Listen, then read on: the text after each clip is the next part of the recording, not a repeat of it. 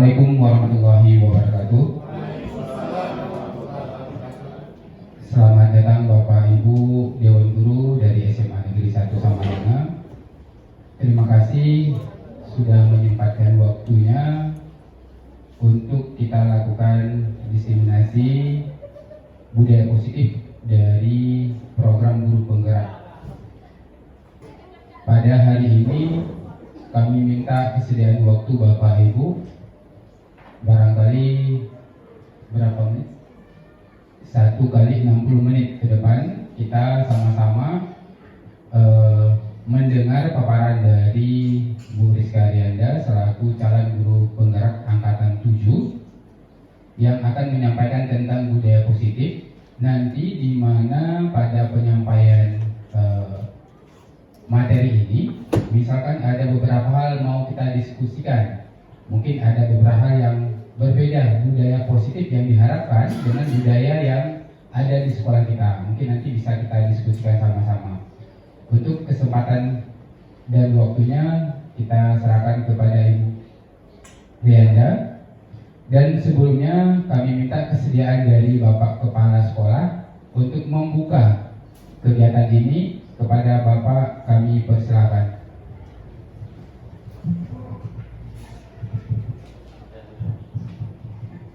Assalamualaikum warahmatullahi wabarakatuh. Alhamdulillah.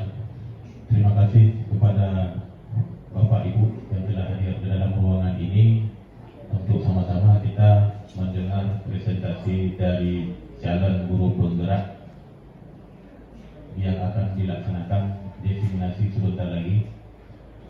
Saya selaku kepala sekolah SMA Negeri 1 Samarinda merasa bangga dengan adanya kegiatan seperti ini. Ini sebagai sarana untuk kita membiasakan diri tampil di depan teman-teman untuk saling memperbaiki atau belajar bagaimana penampilan kita yang bagus tentang proses belajar mengajar. Jadi ini saya harapkan bukan yang pertama, tetapi bukan yang terakhir. Bukan ini yang pertama dan juga bukan yang terakhir. Akan kita laksanakan seperti ini untuk selanjutnya. Siapa saja yang ada ingin melaksanakan kegiatan presentasi di depan guru, saya sangat mendukung. Semoga kita semua bisa menjadi pembelajar yang terus-menerus belajar. Demikian saja yang saya sampaikan dan saya harapkan kegiatan ini bisa berlangsung dengan sukses. Assalamualaikum warahmatullahi wabarakatuh.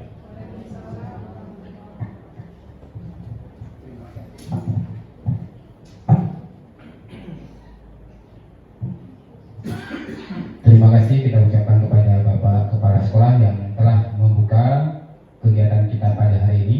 Selanjutnya langsung saja kita memasuki pada kegiatan intinya tentang penyampaian materi budaya positif. Kepada Ibu Rizka Arianda kami persilakan. Oke, terima kasih Pak. Assalamualaikum warahmatullahi wabarakatuh. Waalaikumsalam warahmatullahi wabarakatuh.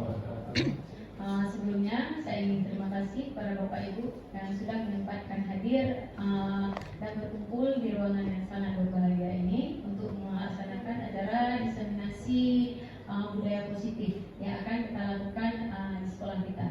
Oke, Alhamdulillah rabbil alamin. Wassalatu wassalamu ala asyrafil anbiya'i wal mursalin wa ala alihi wa sahbihi ajma'in. Amma ba'du. Puji dan syukur marilah sama-sama kita panjatkan kehadirat Allah Subhanahu wa taala yang telah memberikan kita kesehatan, kesempatan untuk bisa berkumpul di sini. Oke, selanjutnya salawat dan salam tidak lupa kita panjatkan kehadirat Nabi besar Muhammad sallallahu alaihi wasallam yang telah membawa kita dari alam kebodohan ke alam yang penuh dengan ilmu pengetahuan seperti yang sudah kita rasakan selama ini.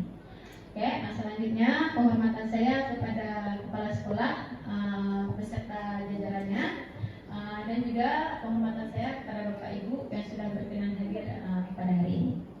Dan juga saya ingin mengucapkan kedua, terima kasih kepada kepala sekolah kita karena sudah memberikan dukungan kepada saya untuk melakukan acara diseminasi ini. Tujuan dari saya melaksanakan acara diseminasi ini yaitu memang tugas kami dari calon guru penggerak untuk melaksanakan aksi nyata tentang budaya positif yang akan kita laksanakan di sekolah kita. Kemudian di sini saya ingin mengajak Bapak Ibu wali kelas dan seluruh guru yang ada di SMA Negeri 1 Samalana untuk menerapkan budaya positif.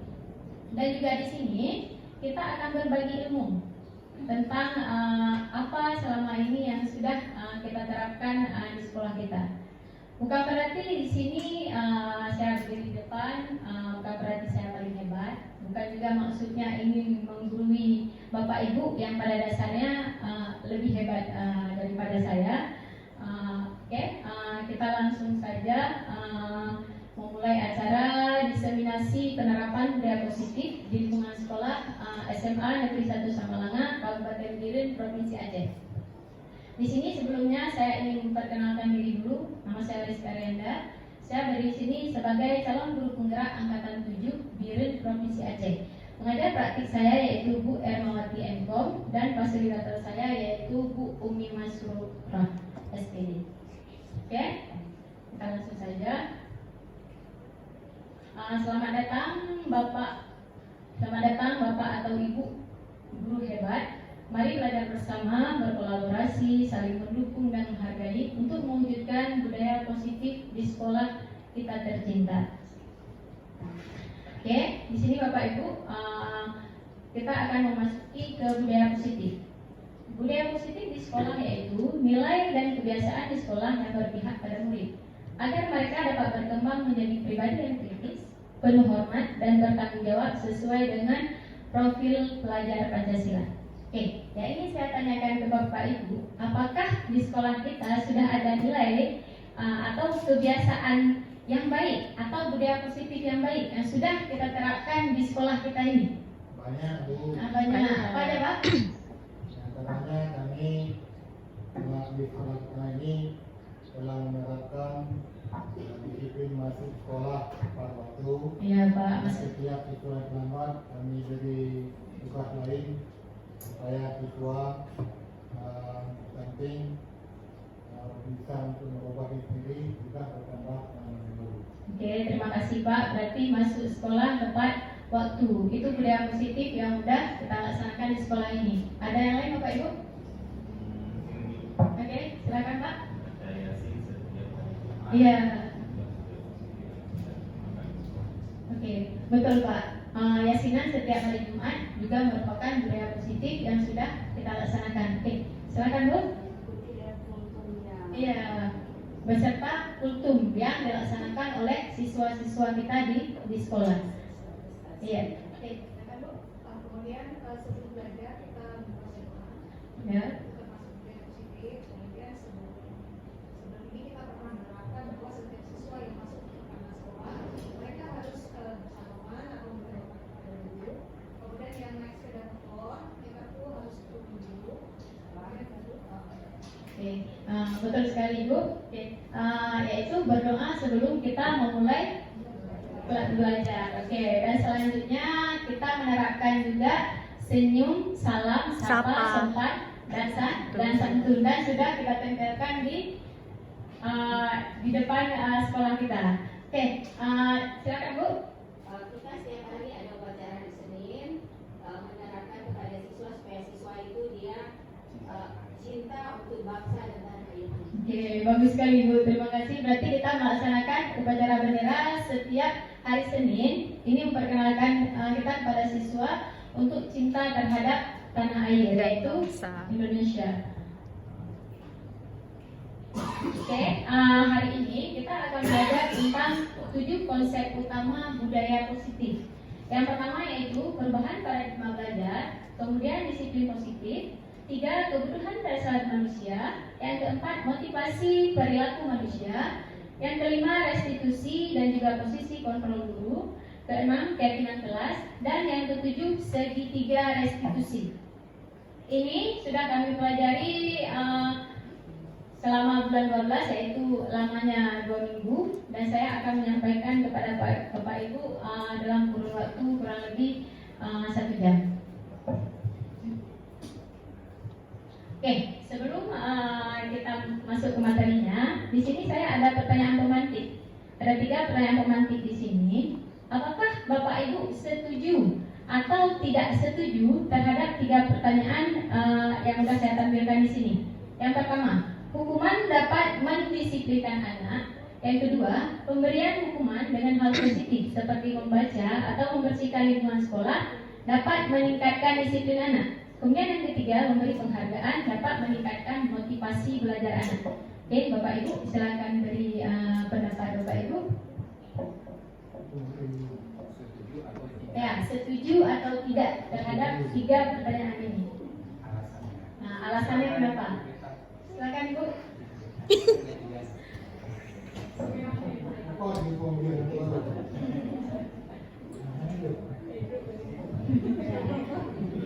Ya, namanya ada kita sharing ini Pak Ibu.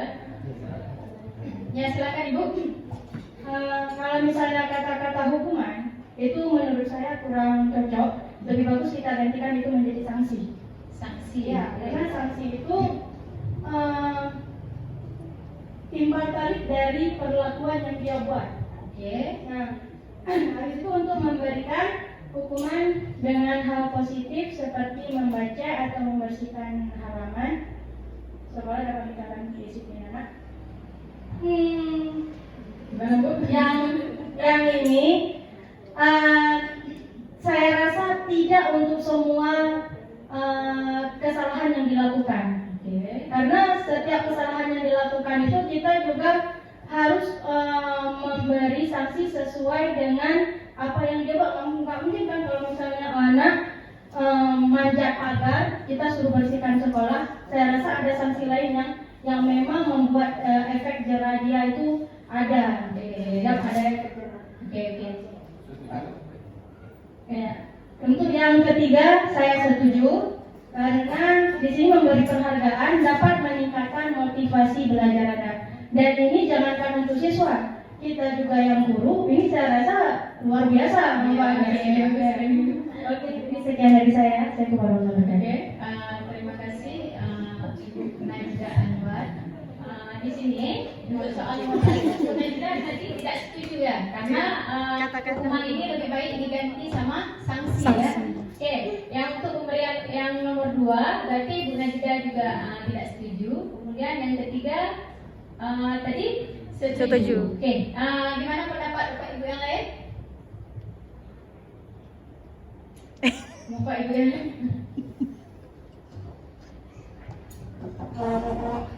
Mungkin ada dari Bapak Ibu lain yang mau menanggapi pertanyaan ini?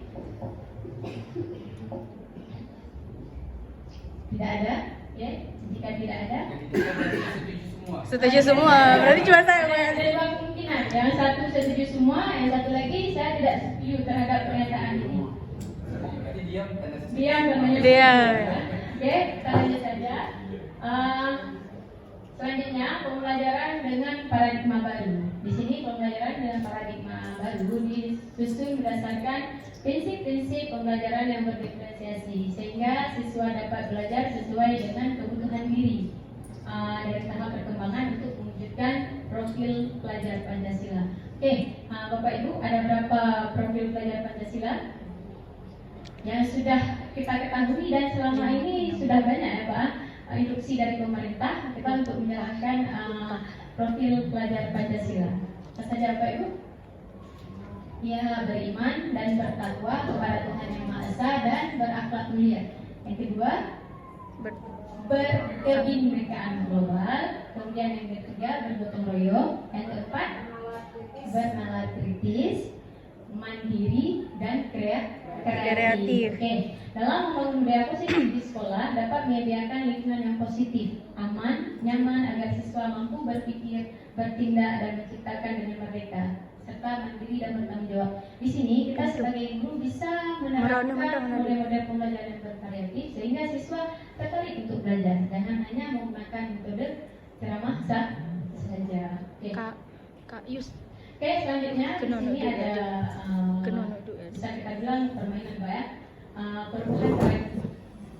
Di kegiatan kepalan tangan ada A dan B. Bisa jadi guru yang satu dengan guru yang kedua. Sobeklah secari kertas kecil, tuliskan benda atau sesuatu yang sangat berharga untuk Anda. Kemudian letakkan di salah satu tangan Anda dan genggam benda tersebut dengan segala daya. Buatlah sebuah kepalan. Kemudian teman selanjutnya akan mencoba dengan sekuat tenaga dan berbagai cara untuk meminta Anda memberikan benda tersebut. Anda bisa melakukan cara dengan membujuk, mengancam, menghardik, merayu, menyuap, supaya kepalan tangan si teman tersebut bisa terbuka. Oke, ada Bapak Ibu yang mau praktek ke depan, 2 orang? Siapa? Tapi dah sudah. Satu orang yang genggam, satu orang lagi yang Who want to try? I want to try. Oke. Pak Anwar, Pak Musami.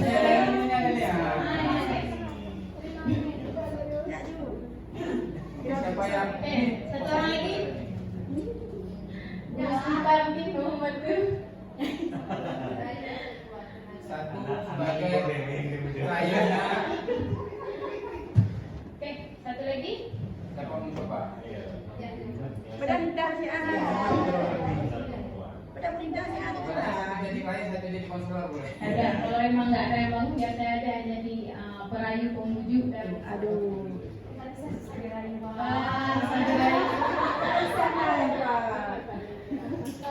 Oke.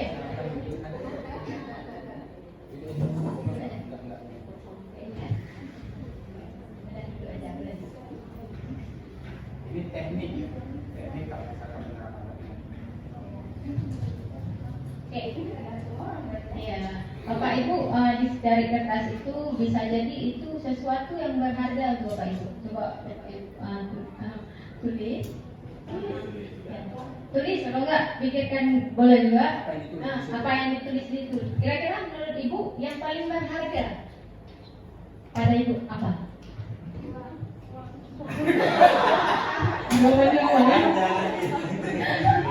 Paling berharga apa harga diri? Oke, saya Bu penasaran apa yang Ibu genggam itu? Boleh saya lihat nggak? Boleh lah Bu. Bu, ini Apa yang digenggamnya? Oke Bu, apa yang Ibu genggam itu? Boleh saya lihat nggak? Enggak, karena sikrik. Boleh lah Bu. No? Boleh lah Bu, saya lihat. Saya penasaran apa isi yang Ibu katakan. Enggak bisa. Bu, saya ini betul-betul pengen tahu nih. Kasih lihat saya. Enggak bisa.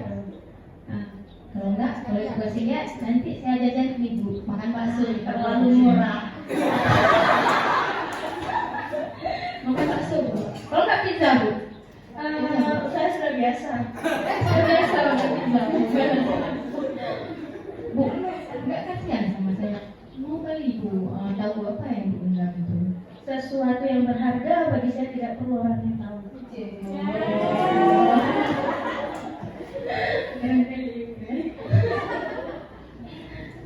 Ini kalau Ibu nggak kasih lihat saya, nanti saya ancam Ibu. Oke. Besok Ibu masuk kelas, tapi saya bilang sama guru lain Ibu nggak masuk kelas. Habis itu Ibu buat siswa-siswa tak belajar sama Ibu, suruh keluar dan Ibu marah-marah terhadap siswa setiap hari. Bagi saya itu nggak masalah. Yang bermasalahnya saya tahu bagi ibu. Kenapa?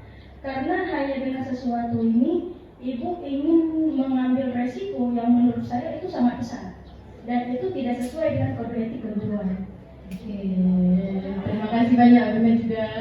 Oke, terima kasih. Sudah sudah. Berarti dengan segala cara yang saya lakukan, mengancam, membujuk, merayu, ternyata tidak mempan ya? Tidak mempan gara-gara Bu Najda. Kita sudah biasa. Bakso boleh Ibu ya? Bakso berapa kali?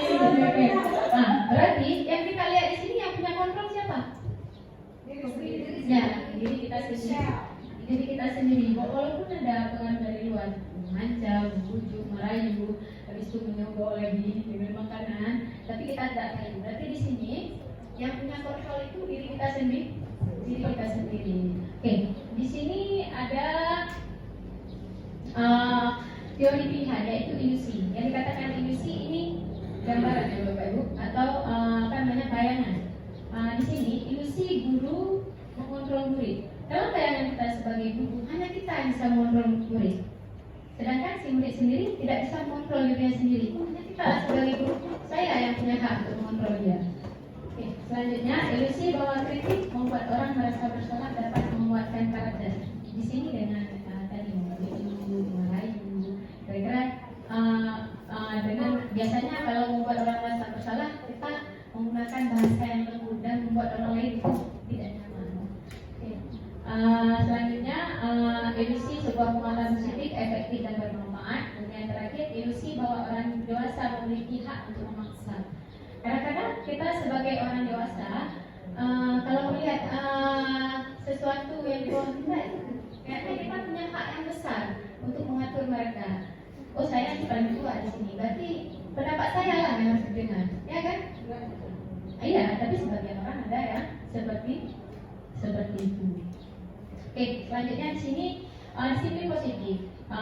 Dalam budaya kita, makna kata disiplin dimaknai dengan sesuatu yang dilakukan seseorang kepada orang lain dengan mendapatkan kepatuhan. Sebagai pendidik, tujuan kita adalah menciptakan siswa-siswa yang memiliki disiplin diri sehingga mereka bisa berperilaku dengan mengacu pada nilai-nilai kebajikan universal dan motivasi intrinsik, bukan ekstrinsik. Disiplin positif merupakan salah satu cara penerapan disiplin yang bertujuan untuk menemukan kesadaran serta memberdayakan anak untuk melakukan sesuatu tanpa sogokan, ancaman maupun hukuman.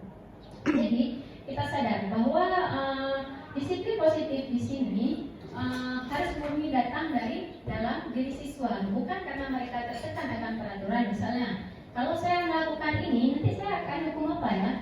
Nah, kalau saya melakukan ini, saya akan mendapatkan hukuman apa ya nantinya? Berarti ini masih motivasi ekstrinsik, bukan kesadaran dari dalam diri siswa. Oh, saya melakukan ini untuk diri saya sendiri. Saya melakukan ini untuk diri saya sendiri, bukan untuk guru saya, bukan juga untuk takut akan hukuman atau ancaman dari guru nantinya. Oke, selanjutnya kebutuhan dasar manusia. Di sini kebutuhan dasar ada 5. Yang pertama bertahan hidup, yang kedua kasih sayang dan rasa diterima, yang ketiga penguasaan, yang keempat kebebasan, dan yang kelima yaitu kesenangan. Di sini ada satu kasus, Ibu Dinda, guru yang mengajar di salah satu sekolah di Kabupaten Biren, sedang bingung menghadapi ulah salah satu siswanya di kelas bernama Dino. Beberapa siswa telah datang dan mengeluh bahwa Dino seringkali meminta bekal makan siang teman di sekolah dengan paksa. Jika Anda menghadapi situasi seperti Ibu Dinda, apa yang akan Anda lakukan? Kemudian menurut Anda, kira-kira apa alasan Dino melakukan hal tersebut? Gimana Bapak Ibu?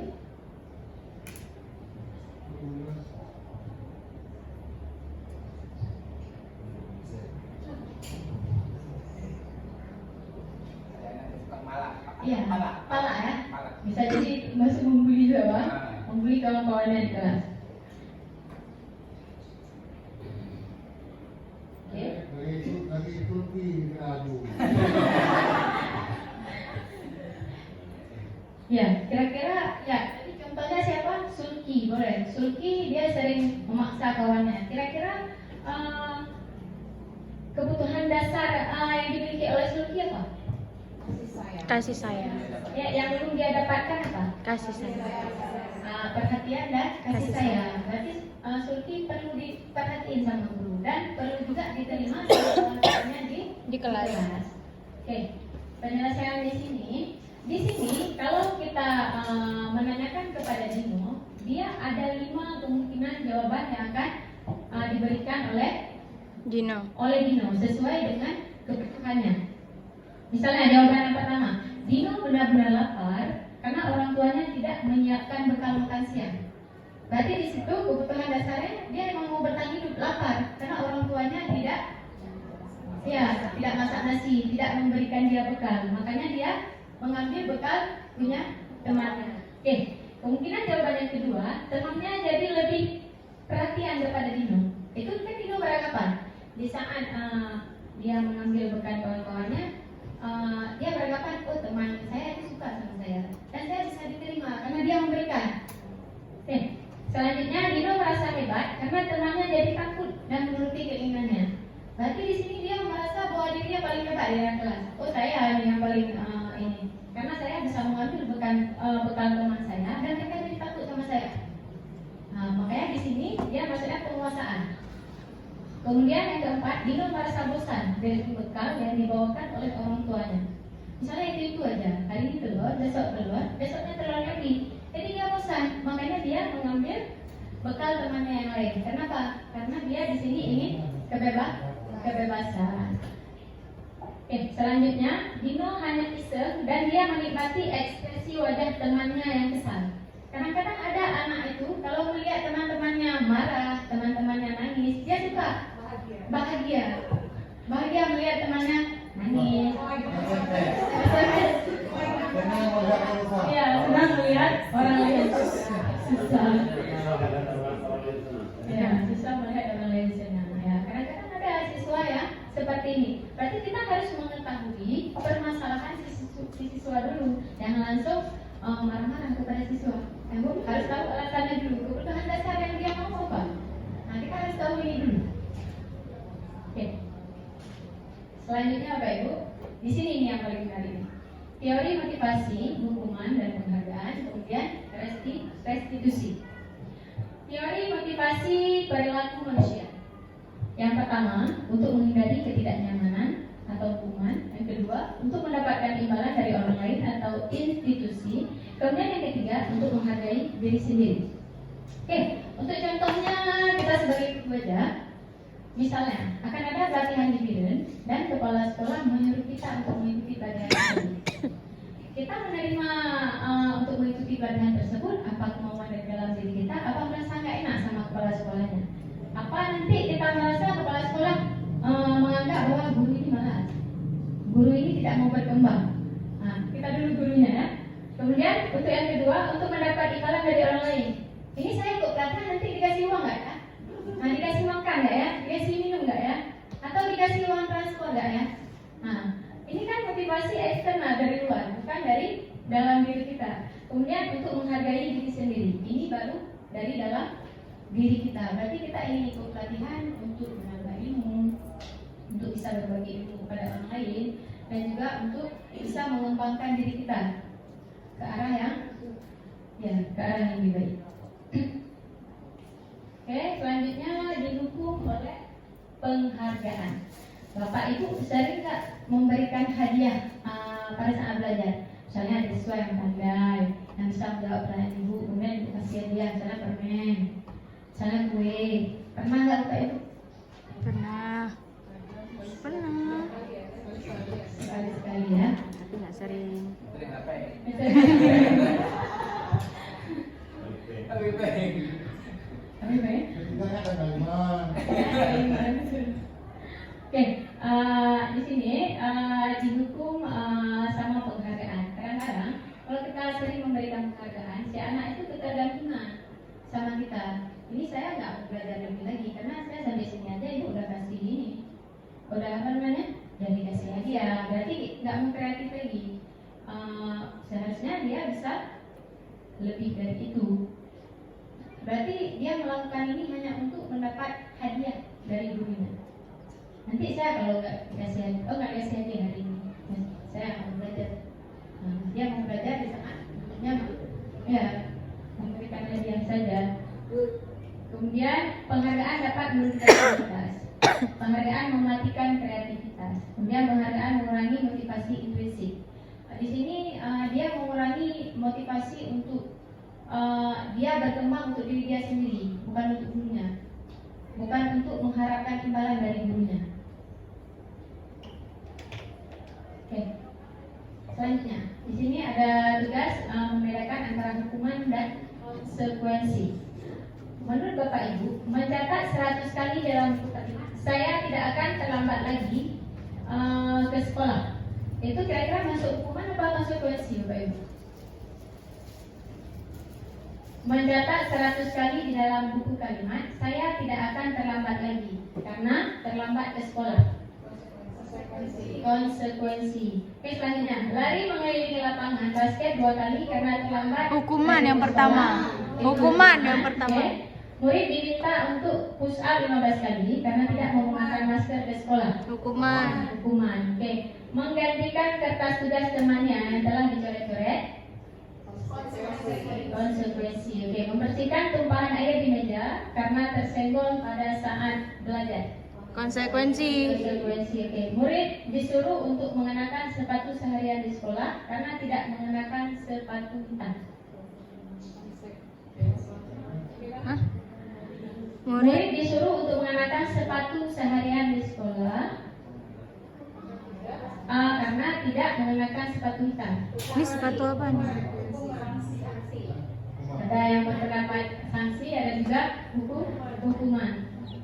Kalimatnya Lari rancu. mengelilingi lapangan basket 2 kali karena terlambat 10 menit untuk pelajaran hukuman. Pelajaran apa nih? Penjelasan. Betul. Konsekuensi. Kalau itu berarti maksudnya Konsekuensi. Oke, sekarang kita lihat jawabannya. Berarti mencatat 100 kali dalam buku kalimat, saya tidak akan Hukuman. terlambat lagi ke sekolah, itu Hukuman. Hukuman. Kemudian lari mengelilingi lapangan basket 2 kali karena terlambat hadir di sekolah, itu Hukuman. hukuman. Kemudian murid diminta untuk push up 15 kali karena tidak menggunakan masker di sekolah, Hukuman. itu Hukuman. Kemudian menggantikan kertas teman yang telah dicoret, itu konsekuensi. Konsekuensi. Membersihkan tumpahan air di meja tulis Konsekuensi. belajar, itu namanya konsekuensi. Kemudian murid disuruh untuk mengenakan sepatu seharian di sekolah karena tidak mengenakan sepatu hitam, itu namanya Hukuman. Kemudian lari mengelilingi lapangan basket 2 kali karena terlambat 10 menit untuk pelajaran PBK, itu namanya Konsekuensi. Konsekuensi. Oke, di sini perbedaan hukuman dan konsekuensi, Pak. Hukuman itu sesuatu yang menyakitkan harus terjadi. Di saat kita memberikan hukuman, si anak itu tersakiti dan juga merasa tidak nyaman, kemudian membuat si anak sakit fisik maupun hati. Di sini yang dikatakan hukuman itu nggak hanya dalam bentuk fisik, juga bisa jadi dalam bentuk Verbal. Dengan ucapan pun si anak bisa Sakit hati. sakiti, bukan hanya dengan memukul, mencubit, menjewer itu dikatakan hukuman, tapi Verbal, ucapan juga jadi bisa. hukuman. Oke. Anak membenci kedisiplinan. Dengan hukuman itu anak juga bisa membenci kedisiplinan. Kemudian hukuman itu sifatnya paksaan, hanya dari kita aja yang memberi hukuman, dari dia tidak. Oke, selanjutnya konsep diri yang buruk. Anak belajar untuk menyembunyikan kesalahan dengan hukuman. Misalnya kenapa terlambat, dia nggak jujur. Seharusnya kalau dia bilang, saya bu tadi terlambat bangun, makanya terlambat. Tetapi di sini dia nggak berani bilang itu. Dia mencari alasan yang lain supaya nanti dia berpikir nggak akan dihukum. Padahal dengan segala cara yang dia kasih, guru tetap akan memberikan hukuman. Kemudian siswa akan merasa marah, rasa bersalah, dipermalukan dan merasa tak dihargai. Kemudian konsekuensi. Kalau konsekuensi, sesuatu harus terjadi, membuat anak merasa tidak nyaman dalam jangka waktu pendek. Kalau kita kasih konsekuensi, anak akan mengingat hanya di saat kita memberikan konsekuensi aja. Selepas dari itu, anak tidak akan mengingat lagi.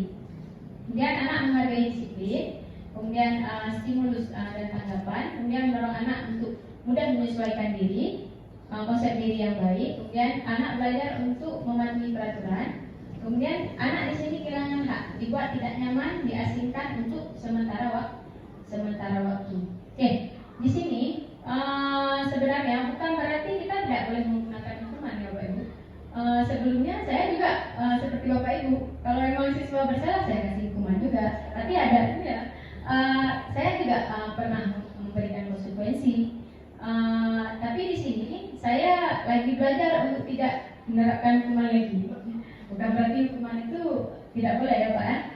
Tapi seperti Mas Dina bilang tadi, Nah, sekarang- tergantung dari kegiatan apa yang dilakukan. Kalau naik pagar, kan Iya. berbeda dengan terlambat sekolah. Iya. Iya. Nah, jadi pada saat anak naik pagar, apa yang kita berikan cuma konsekuensi atau hukuman? Konsekuensi atau hukuman. Bukan tadi kegiatan yang tadi. Kalau kegiatan yang tadi naik pagar atau mencuri atau misalnya merusak kepentingan umum, ada kereta di sana dipakai tapi sosilet sepeda motor orang dirobekkan, apa ini sekedar dengan konsekuensi? Karena kita menilai pendidikan itu akan bagus terarah jika ada konsekuensi dan hukuman. Oke, baik Bapak Ibu. Di sini kan tadi kita sudah belajar tentang konsekuensi dan hukuman. Selanjutnya ada restitusi untuk menyelesaikan masalah yang tadi. Oke, restitusi di sini adalah proses menciptakan kondisi bagi murid untuk memperbaiki kesalahan mereka. Itu bukan guru yang meniru, tapi kemauan dia sendiri. Bagaimana cara dia untuk menyelesaikan permasalahan yang sudah dia lakukan, sehingga mereka bisa kembali pada kelompok mereka dengan karakter yang lebih kuat. Restitusi juga merupakan proses kolaborasi yang mengajarkan murid untuk mencari solusi untuk masalah mereka. Berarti di sini si muridnya sendiri yang mencari solusi terhadap permasalahan mereka. Oke, dan membuat murid berpikir tentang orang seperti apa yang mereka ingin menjadi orang seperti apa dan bagaimana mereka harus memperlakukan orang lain. Di sini dengan restitusi, murid bertanggung jawab untuk perilakunya, kemudian fokus pada permasalahan jangka panjang, kemudian murid menghormati dirinya dan orang lain, kemudian yang keempat teori kontrol, dirinya yang memegang kontrol. Kemudian selanjutnya murid bersemangat untuk memperbaiki kesalahan. Oke, untuk pertanyaan Ibu tadi nanti akan kita lanjutkan. Oke, nanti ada penyelesaian masalah di akhirnya. Oke, pembelajaran kelima yaitu 5 posisi kontrol guru.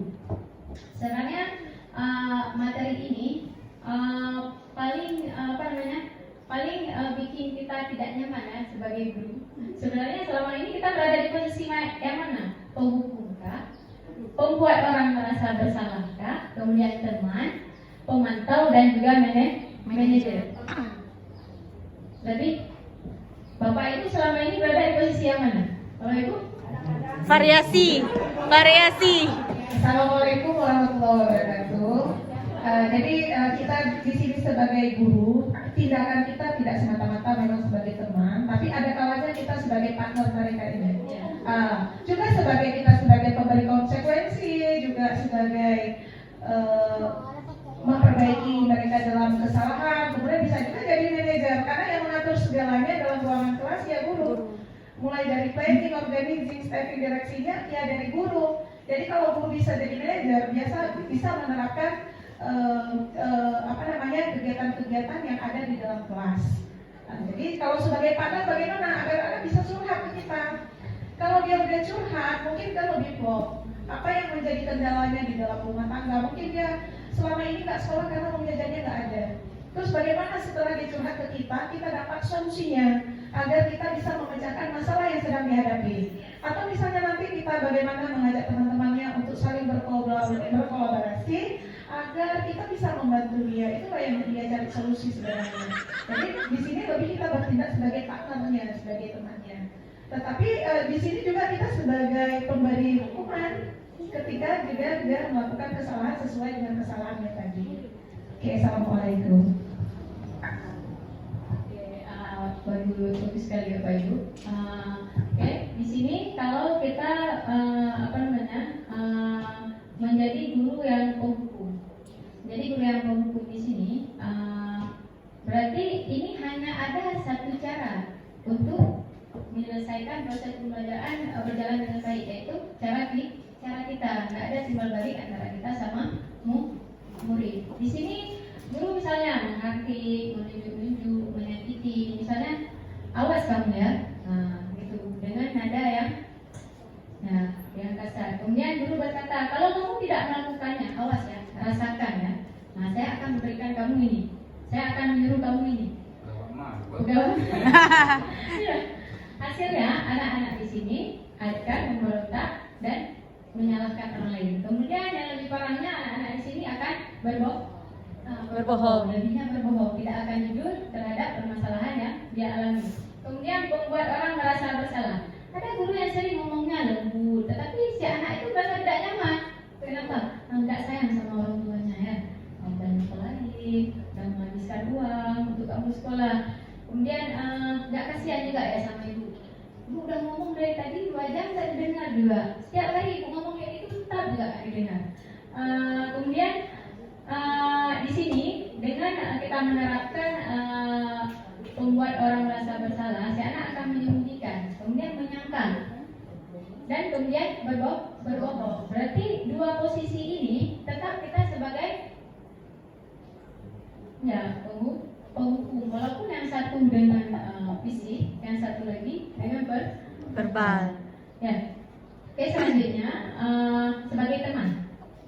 Sebagai teman di sini, gurunya tidak akan menyakiti siswa, karena seperti Ibu bilang tadi menjadi teman ya, mendengar permasalahan siswa. Tetapi di sini ada sisi negatif dan Positif. Apa sisi negatifnya? Si anak akan ketergantungan sama kita. Kalau suatu saat kita tidak mau membantu, dia nggak mau peduli lagi di saat gurunya mau membantu aja. Tapi sisi positifnya akan terjadi hubungan yang baik antara guru dan siswa.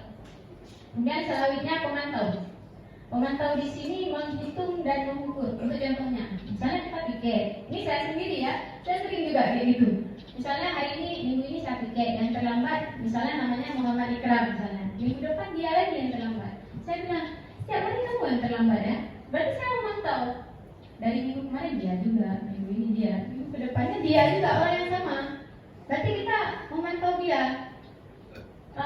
Di sini anak-anak akan menyesuaikan diri bila kita awasi. Enggak, itu salah. Mungkin bukan saya. Karena kan dia nggak waktunya bersatu minggu. Kemudian kalau saat pembelajaran ada juga guru yang suka memberikan bintang atau update. Hari ini kamu udah dapat update belum ya? Kok kamu hari ini kamu belajar? Kamu hari ini tidak aktif di kelas. Nah, kita memantau dia. Oke, di sini dampak ini yaitu meningkatkan pada sanksi atau hadiah untuk dirinya. Begitu juga sama yang pembelajaran kita memberikan hadiah untuk siswa. Kemudian yang manajer di sini kita menanyakan permasalahan siswa apa? Kenapa kamu terlambat? Kemudian kita tanya solusi apa supaya dia tidak terlambat lagi. Kemudian siswa yang terlambat itu sudah termasuk peraturan atau keyakinan yang sudah dibuat di sekolah belum? Kalau manajer ini si siswa sendiri yang menyelesaikan permasalahannya, tetapi dibantu oleh guru. Oke, selanjutnya di sini saya kecewa sekali dengan kamu. Berarti di sini kita termasuk dengan membuat orang merasa bersalah. Kita membuat siswa merasa bersalah. Kemudian kamu tidak pernah benar-benar melakukannya. Berarti ini kita sebagai penghukum. Kemudian ayolah lakukan ini demi ibu, lakukan ini demi bapak. Ini kita berperannya sebagai teman. Tapi di sini anak-anak bukan melakukannya karena kemauan dia sendiri, tapi karena dari kita yang minta. Ya, tetap dari gurunya, bukan dari dalam dirinya sendiri. Kemudian di sini, apakah kamu sudah mendapatkan stiker bintang hari ini? Apakah hari ini kamu sudah mendapatkan nilai yang bagus? Nah, kita di sini sebagai pemantau. Kemudian bagaimana kamu bisa menyelesaikan masalah ini?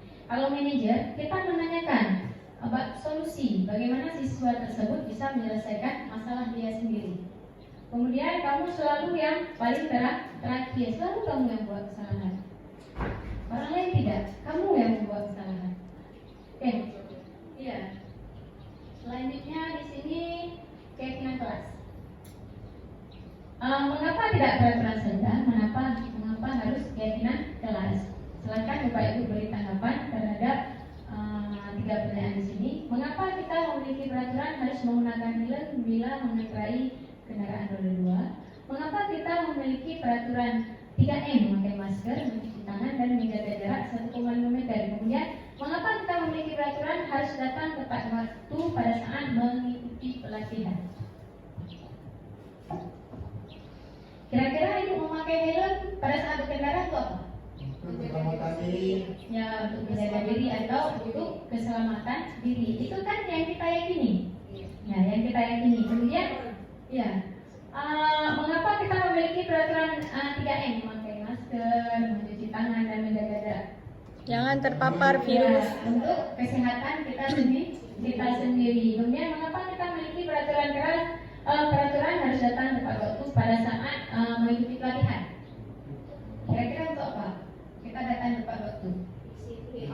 Pertama disiplin, kedua fokus dengan apa yang disampaikan. Biasanya di awal itu merupakan konsep dasar agar kita dapat ilmunya. Oke, disiplin.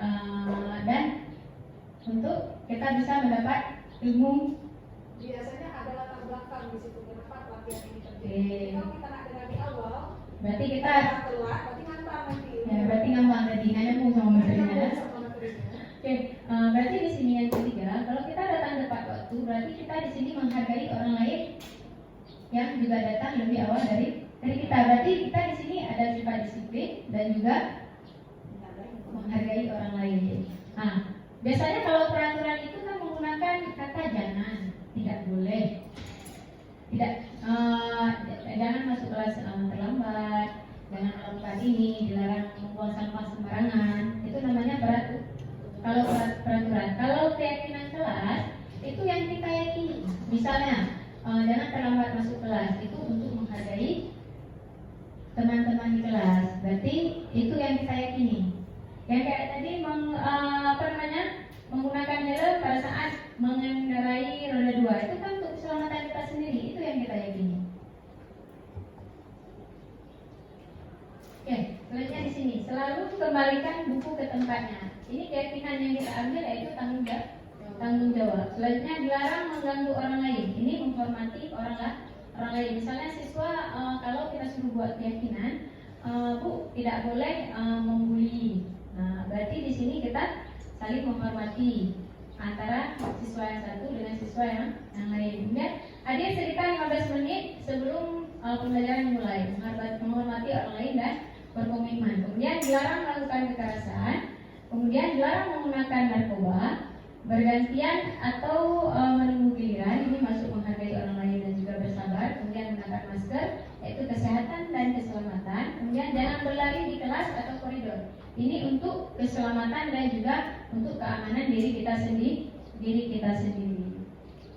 Oke, selanjutnya di sini ada segitiga restitusi terhadap pertanyaan ibu tadi ya, untuk menyelesaikan masalah. Di sini menstabilkan identitas. Di sini di saat si anak melakukan kesalahan, kita menstabilkan dulu identitas dia. Kita tenangkan dulu si siswa biar nanti dia bisa menceritakan permasalahannya kepada kita. Kemudian di sini validasi kebutuhan di situ kita tanya alasannya kenapa dia melakukan ini. Kemudian yang terakhir menanyakan keyakinan, apakah kesalahan yang dia buat itu sesuai nggak sama peraturan sekolah, sesuai nggak sama keyakinan yang sudah kita buat di kelas.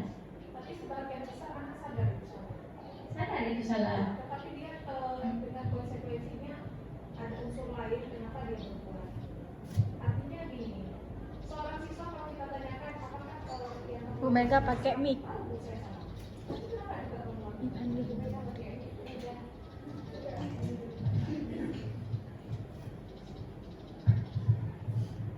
Terima kasih kembali kesempatan ini. Tadi dikatakan bahwa kita harus menanyakan ke siswa ya. Kita menanyakan ke siswa apakah dia tahu ini benar atau salah. Tapi kebiasaan anak memang tahu itu salah, tapi dia tetap juga melakukan. Tentu ada hal lain yang ingin dia dapatkan, seperti yang saya bilang tadi, kasih dan sayang. Ada sebagian anak memang dia dari anak orang kaya, memiliki banyak fasilitas. Kalau kita lihat dari keturunannya atau kita lihat dari rumah tangganya, dia anak yang luar biasa, anak yang cukup berkecukupan. Namun di sini anak ini kenapa juga rewel? Kenapa dia sering buat nakal? Nah itu tadi, materi dia cukup, batin dia tidak terpenuhi. Jadi di sini anak meminta kita agar kita lebih perhatian ke dia. Hari ini saya berbuat di kelas 10.1, itu solusi yang saya bilang tadi. Ketika saya masuk kelas tadi, nggak langsung ke mata pelajaran, saya kasih motivasi, saya kasih sedikit pelajaran apa kita berada di kelas ini. Dia pertama duduk di belakang sekali, tanpa buku, tanpa apa-apa, dia duduk menunduk saja. Kemudian saya berikan yel-yel, semangat gitu. Are you ready? Atau apa gitu, sehingga kita biar itu bisa menyemangatkan. Di awal-awal suara anak yes kan gitu. Nah, jadi di situ saya buat pertandingan. Ini deret ini siapa yang lebih gede suaranya. Sampai kontak deret. Akhirnya anak nggak lagi nyesil tapi yes sudah lebih gede gitu suaranya. Artinya semangatnya sudah tumbuh. Kemudian saya lihat Sulki, udah agak semangat, mukanya sudah nggak menunduk lagi, tapi dia sudah mengangkat mukanya. Artinya dia sudah merasa terpanggil. Kalau saya harus ikut merasa dia dan ini dia sudah diterima. Oke. Kemudian kalau dia duduk paling belakang, ada bangku kosong yang di depan. Kemudian saya bujuk ke si Sulki. Itu anak saya yang paling ganteng, paling handsome. Silakan duduk di depan. Mungkin hari ini Sulki akan menunjukkan keberanian dia dan bisa menunjukkan kepandaian dia hari ini. Sulki maju ke depan. Kemudian pertama dia nggak bawa buku. Bagaimana dengan bukunya? Sulki dia balik lagi, ambil lagi. Akhirnya ternyata dia memperhatikan, walau dia tidak bisa menjawab pertanyaan yang sebelumnya sudah saya berikan materi sebelumnya. Tetapi di situ saya sudah punya rasa, berarti dengan perhatian saya ke Sulki hari ini, dia sudah mau duduk di depan, sudah alhamdulillah, walau sekedar memperhatikan, entah ia bisa, entah enggak, itu udah syukur alhamdulillah. Tapi itu udah awal, berarti saya sudah memberikan perhatian dan kasih saya kepadanya. Terima kasih. Assalamualaikum warahmatullahi wabarakatuh. Terima kasih, bagus sekali Bapak Ibu. Berarti Ibu tadi sudah memenuhi kebutuhan dasar manusia, ya, kebutuhan dasar yang dimau oleh si Sulki, yaitu kasih sayang dan rasa diterima. Oke, untuk di sini segitiga restitusi, pada saat siswa membuat masalah, kita tanya dulu alasan dia melakukan itu, kemudian kita tenangkan dia supaya dia mau menceritakan kepada kita. Kemudian Ibu bilang betul, setiap anak yang melakukan kesalahan saat bertanya dia mengakui, betul. Tetapi yang salahnya kita guru yang memberikan solusi untuk dia. Tetapi segitiga di sini si siswa sendiri yang mencari solusi terhadap masalah yang dia alami. Dia sendiri. Kira-kira setelah ini kamu mau melakukan ini lagi? Tergantung jawaban dari dia. Oh Bu, saya berjanji nanti saya tidak akan melakukan ini lagi. Tapi solusinya dari dia, bukan kita yang bilang ini nanti kamu tidak mau melakukan ini lagi ya. Solusi dari dia sendiri. Yang pertama ya, setiap kita tanya masalahnya, alasannya, siswa tak mengakui. Tapi solusinya dari kita guru, bukan dari si siswa itu. Si siswa itu sendiri. Awal tepat dari guru sebagai pendidik. Iya. Baru nanti langkah berikutnya setelah makan dia dari komunikasi kita, baru dia tergerak dari hati nurani. Iya. Berarti manajer ini masuk ke restitusi juga. Ya. Oke, ini langkah-langkahnya. Biasanya untuk menstabilkan identitas siswa, kita berkata berbuat salah itu hal yang manusiawi. Atau setiap orang pernah melakukan kesalahan. Ya, manusia itu tempat yang salah. Tetapi di sini kita sebagai guru atau sebagai guru bukan mau mencari kesalahan dia, tetapi kita mau mencari solusi terhadap permasalahan yang dia alami. Oke, kemudian kita juga bisa berkata kita pasti bisa menyelesaikan permasalahan ini. Kemudian untuk validasi kebutuhan, di sini kita bisa bilang kamu punya alasan mengapa melakukan ini. Coba kasih tahu sama ibu alasan kamu melakukan ini apa. Ini berarti kita validasi kebutuhan si anak. Kemudian yang terakhir yaitu menanyakan keyakinan. Apakah ini sudah sesuai dengan keyakinan yang sudah dibuat? Misalnya siswa terlambat masuk, bertanyakan, maka ini sudah sesuai dengan keyakinan yang sudah kita buat di kelas? Nanti jawabnya tidak, misalnya tidak. Kira-kira keyakinan kelas yang sudah kita buat apa aja? Misalnya jawabannya tidak boleh terlambat masuk kelas, Bu. Kira-kira kedepannya apa yang akan kamu lakukan? Saya tidak akan terlambat lagi, Bu. Itu jawabannya. Berarti kita sudah menyelesaikan segitiga restitusi. Oke.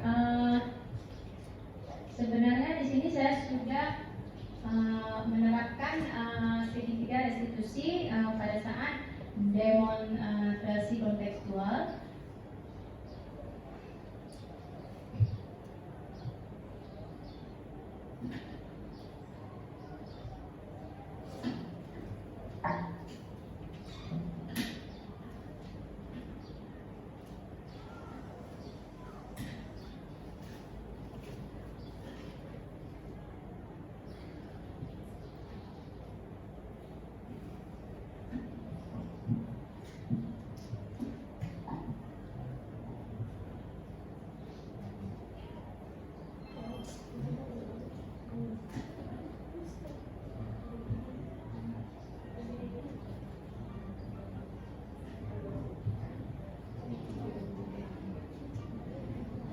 Ini yang sudah saya terapkan di sekolah ini, Bu.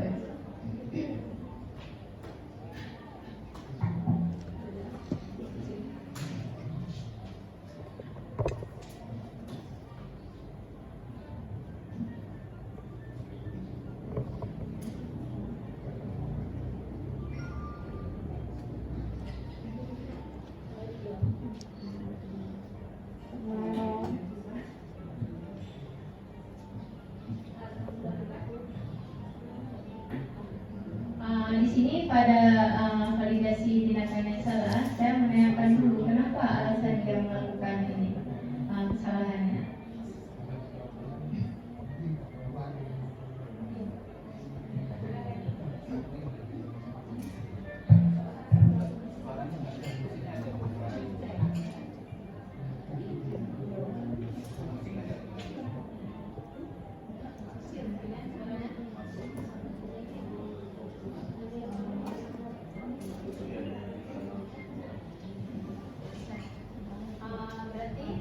Saya di sini sudah menerapkan juga di sekolah ini ada 2 kasus. Yang satu siswa yang terlambat masuk kelas, dan satu lagi siswa yang sering tidur di kelas. Kebetulan itu dua-duanya ada di kelas saya.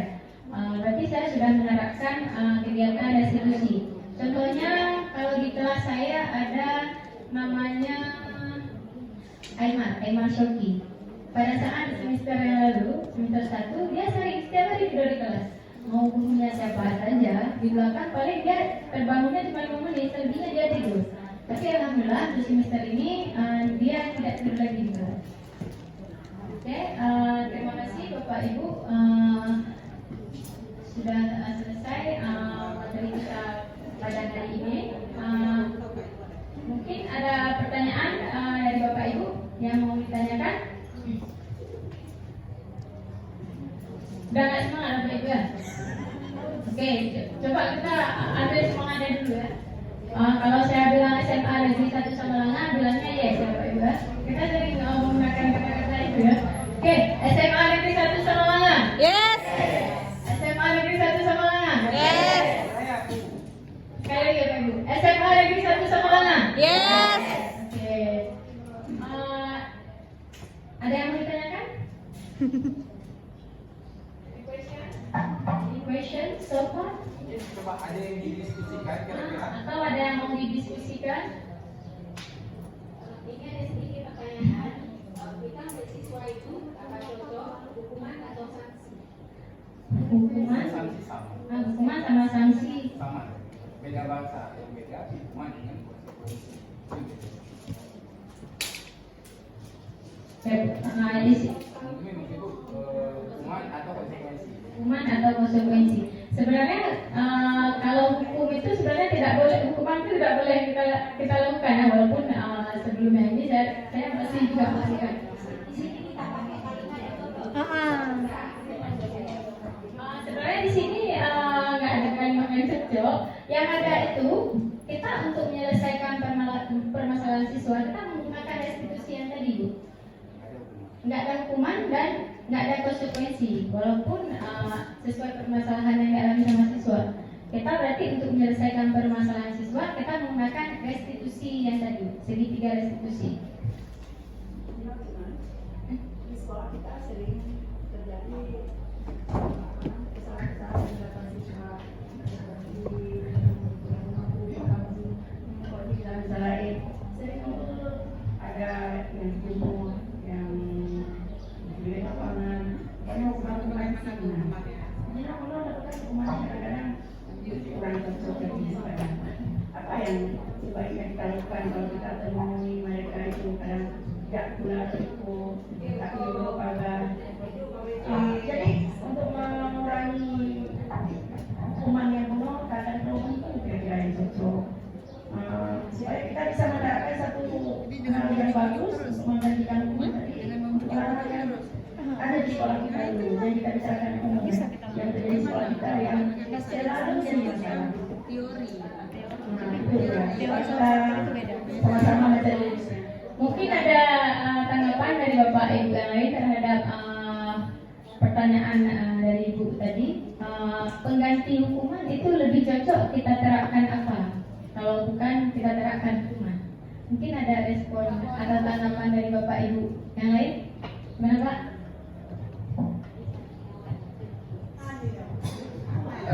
Baik, ini sebenarnya kalau di masyarakat kenapa ini harus didiskriminasi ataupun diseminasi tentang budaya positif? Karena budaya yang berlaku di sekolah rata-rata belum mencerminkan yang namanya budaya positif. Kenapa demikian? Karena setiap sekolah pasti memperlakukan yang namanya hukuman.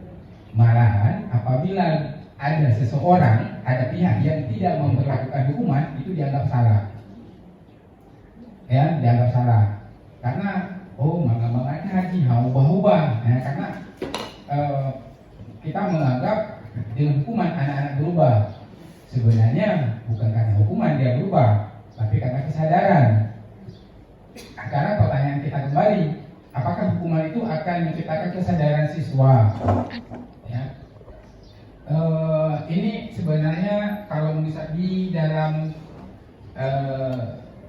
guru BK sendiri itu hukuman tidak boleh, ya, bukan di budaya positifnya. Kalau kami di dalam pembelajaran dalam proses konseling, kita tidak boleh memposisikan anak itu bersalah, tapi perilaku yang dia munculkan itu tidak sesuai dengan peraturan yang ada di sini.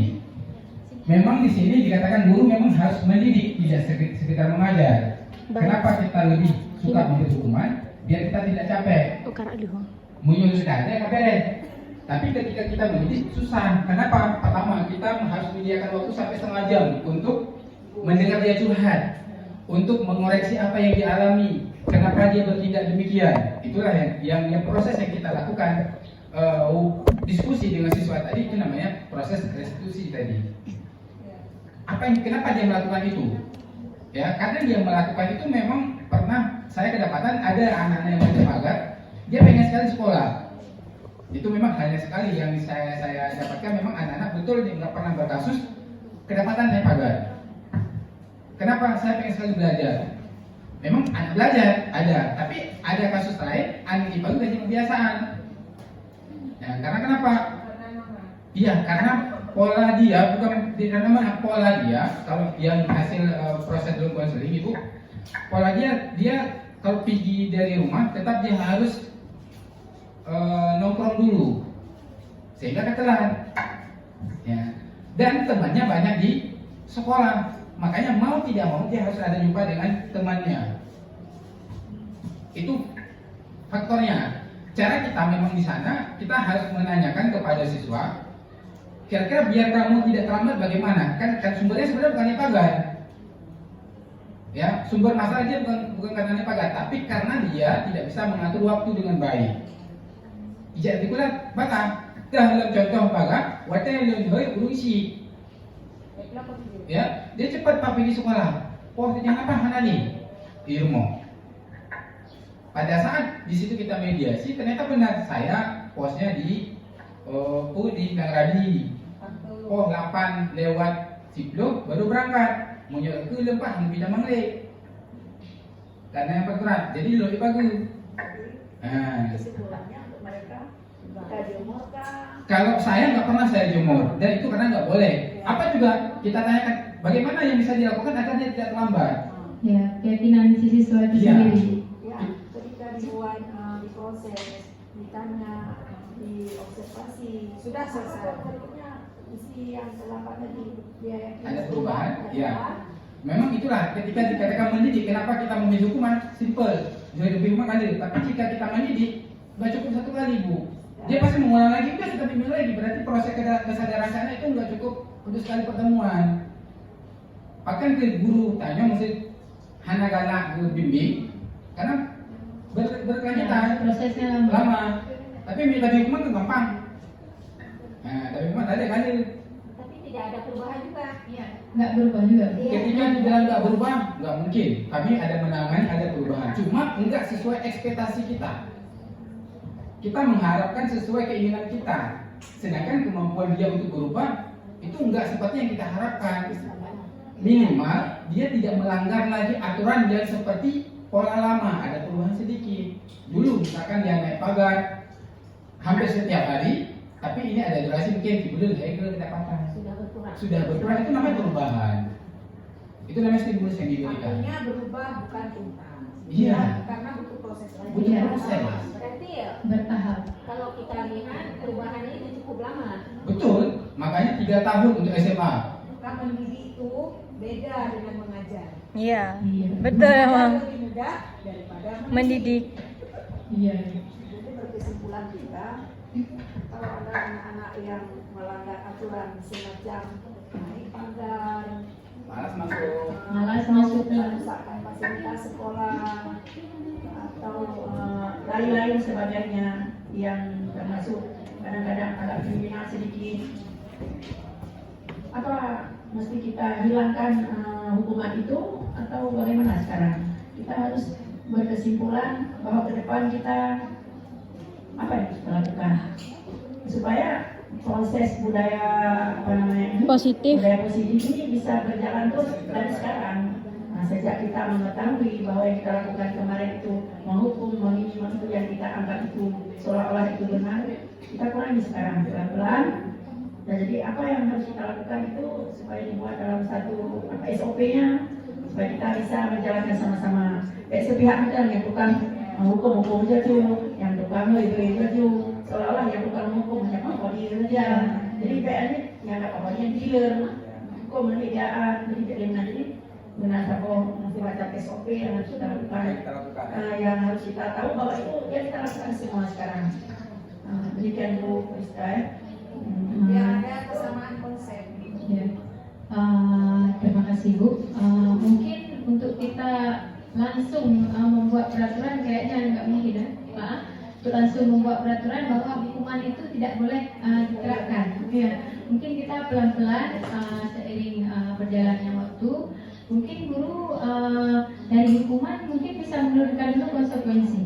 Dari konsekuensi nanti baru menerapkan restitusi. Kemudian si siswa sendiri yang bisa menyelesaikan permasalahannya dia. Makanya di sini saya mengajak Bapak Ibu untuk bekerja sama, terutama wali kelas untuk membuat keyakinan kelas dan juga menjaga kebersihan yang ada di lingkungan kelas dulu, baru nanti kebersihan lingkungan sekolah kita. Untuk sementara yang langkah yang bisa kita lakukan di sekolah, setiap kelas harus ada keyakinan kelas dengan kesepakatan kelas. Ya, yang itu menjadi satu SOP atau suatu kewajiban bagi wali kelas dulu. wali kelas Ya. untuk melakukan keyakinan kelas itu sesuai dengan kesepakatan siswa. Ya, yang wajib ditempel. Ya. Dan wajib ditempel. Jadi kalau istilahnya SOP kelas. Iya, iya. Jadi bukan mengubah aturan secara langsung, tapi membuat keyakinan kelas. Buat Semua keyakinan. kelas itu harus ada keyakinan kelas. Iya, wajib. Dan harus ditempel. Sudah tertempel. Sudah. Ya, Bu. Saya sudah. Tidak, jangan bilang ada. Tapi tidak semua Bu. Semua. Tidak semua. Berapa kelas ada? Ada. Makanya kalau kelas 1 kayaknya enggak, baru 1 kelas ya Bu. Baru kelas saya yang baru ada, tapi tadi kami belum buat dalam bentuk poster yang besar. Tapi untuk kelas 2 karena memang dari tahun kemarin sudah dilaksanakan sertifikat, itu kayaknya hampir ya. Kalau kelas 2 hampir semua sudah ada. Mungkin untuk wali-wali kelas yang belum membuat keyakinan kelas atau kesepakatan kelas, mungkin bisa dibuat bersama siswa di kelas, kemudian ditempelkan di kelas masing-masing. Kemudian Langkah awal ya. langkah awal, Untuk memulainya. ya langkah awal untuk memulainya. Kemudian selain keyakinan kelas, kemudian kebersihan kelas juga harus dijaga. Jangan nanti pas paginya kelasnya bersih, tapi selesai jam istirahat kelasnya kotor. Apalagi Yang sedihnya kita datang jam pagi, anak-anak lagi nyapu. anak-anak lagi nyapu terlambat, ya. Ini yang harus Kesadaran kita Ya, kesadarannya belum. Tapi itu ada solusinya dari saya, ada yang sempat saya lakukan. Untuk yang kebersihan di pagi, ya, sedikit ya Bu Rizka. Memang kita lakukan sebelum awal sekolah, dengan anak sekolah dulu. Saya mengajar di kelas 3 IPS 1 di hari Kamis jam pertama. Setiap hari Kamis saya datang, saya harus menunggu anak di luar ruangan karena mereka belum siap membersihkan kelas. Akhirnya saya musyawarah dengan mereka. Bagaimana nak? Karena jam ekonomi itu 2 jam. Apalagi kena akuntansi, 2 jam itu cuma sangat minim. Jadi kalau kalian habiskan waktu untuk membersihkan kelas, berarti mata pelajaran kalian ini tidak kalian sempat terima secara efektif. Nah sekarang ibu kasih solusi kalau kalian sependapat. Jadi pendapat saya katakan sama mereka, cobalah kalian yang kena piket di hari Kamis, di hari Rabu siang, itu kalian piket cuma 5 menit, satu-satu seorang. Yang laki-laki angkatlah kursi semuanya secara bareng, milik pribadi masing-masing. Nah, kemudian yang perempuan mengambil sapu cuma 5 menit. Nah, mungkin kok teman kalian tuh bisa tunggu, karena satu sapu seorang 3 deret itu sudah selesai. Dan ternyata hari Kamis pagi mereka sudah menyapu dan alhamdulillah itu ada hasilnya. Ya, Terima kasih. Saya setuju juga sama pendapat Bu Mega karena saya sudah lihat sendiri. Biasanya hari Selasa saya mengajar di kelas 10-1 ya Bu ya, pada jam terakhir. Kemudian pada saat pulang sekolah mereka piket dulu. Berarti besok paginya mereka harus piket lagi, langsung masuk ke pelajaran. Tapi tadi kan ada manajer, Iya. Iya. jadi guru yang mengajar di hari Rabu, misalnya Kamis pagi, di hari Rabu di jam 7-8 harus sedikit peduli. Nah, 5 menit lagi tolong kursi mejanya. Sebelum selesai, jangan pulang, jangan keluar gurunya. Iya, gurunya. Kader. Ini kursi nak belum terangkat, tolong diangkat dulu. Setelah diangkat sudah selesai, berarti yang menyapu ini tak berat karena dia harus bagaimana ada yang pulang dengan kereta sepeda motor teman. Kan nggak ditunggu kalau bisa sampai ke latihan itu. Jadi gurunya ikut berpartisipasi sebagai controlling. Nah, itu kan di antara 19 kelas memang ada yang sudah melakukan yang semacam tadi. Tapi ada juga banyak kelas yang masih nyapunya pagi. Jadi di sini supaya serentak, guru yang mengajar di jam terakhir hari ini, ketika mereka itu sudah terakhir ya. kita langsung untuk tadi bawa home ya. Jadi kaimat tercampur, kali buat kunci baru kerja. Jadi menyolongnya pasti kaimat tercampur, pasti mereka itu bekerja. Yang sering kayak gitu bayar berat buk dia itu itu. Jadi kalau yang bawah ya kayaknya itu kejadian. Jadi bukan nggak ada. Makanya sering lompat belum siapa yang undang dia kita mereka ya. Tapi kita menekan dengan dia bukan dari gaji benar itu 56 jadi jam terakhir itu mana sempat kota yang harus longgar bukunya atau berfile. Jadi guru yang khususnya mengajar jam terakhir usahakan menghentikan 2 detik 2 menit. Pokoknya pas jam pulang. Itu mungkin uji upacara nanti siapa jadi pembina itu menyampaikan kepada guru dan siswa. Ya, kepada guru dan siswa. Budaya bersih itu yang sebagai budaya negatif yang tentang kebersihan kelas itu Saya ulangi. bisa kita wujudkan sama-sama. Jadi punya bersih, kelas bersih, otomatis sekolah pun bersih. Budaya penting ya. Jangan langsung tepat waktu. Sedikit lagi ya Bu Rizka, saya katakan. Kemudian untuk pemahaman kebersihan kelas, saya menceritakan tentang kesehatan. Ketika kalian menyapu nak di pagi hari, itu udah butuh berterbangan. Memang tidak kelihatan nak, tapi itu akan merusak paru-paru kita dalam jangka waktu yang lama. Paru-paru mahal loh nak. Nah, jadi kita bawa dia ke kesehatan, karena mungkin anak selama ini nggak tahu bahwa mereka nggak melihat debu. Tapi kita bisa merasakan debu, bisa menghirupnya, gitu kan? Itu juga butuh bisa membawa jiwa anak terpanggil untuk melakukan karena dia sadar sehatnya perlu. Sedikit lagi sebenarnya ini sudah lama diterapkan, cuman ada 1-2 kelas yang jarang. Sudah lama sudah diterapkan, cuma diulang hanya 1-2 kelas yang jarang. Ini sudah lama. Jika lagi dikuatkan lagi ya. Di kegiatan penerapan ataupun pada saat pelajaran sehingga kan anak dan guru tahu nanti tugasnya. Ya, mungkin nanti bisa disampaikan pada saat upacara hari Senin siapa yang jadi pembina mungkin menginstruksikan kepada siswa maupun guru untuk jam terakhir 10 menit sebelum pulang. Berarti siswa piket dulu. Jangan besoknya baru 5 menit juga. Ya, 5 menit. Jangan langsung dari gurunya. Gurunya sebagai manajer, yang terakhir ada Beda-beda hari. Beda-beda hari ya. Jadi nggak kita selalu mencerahkan. Hari seminggu 2 kali lebih banyak ya. Iya. Ya. Ya kita nyempatkan dia mana kan. Itulah sekali kamu kerja kayak yang boleh yang kayak kerja. Oke, Jadi ada pendirian kita di dalam itu. Ya banyak hari itu yang masalahnya. Oke, terima kasih banyak Bapak Ibu untuk hari ini. Sangat hebat dan juga kita sudah mendapatkan ilmu baru untuk menerapkan budaya positif di sekolah kita. Saya juga memohon kerjasama dari Bapak Ibu untuk menerapkan budaya positif di sekolah kita supaya kedepannya sekolah kita menjadi lebih baik. Oke, terima kasih banyak untuk hari ini. Assalamualaikum warahmatullahi wabarakatuh.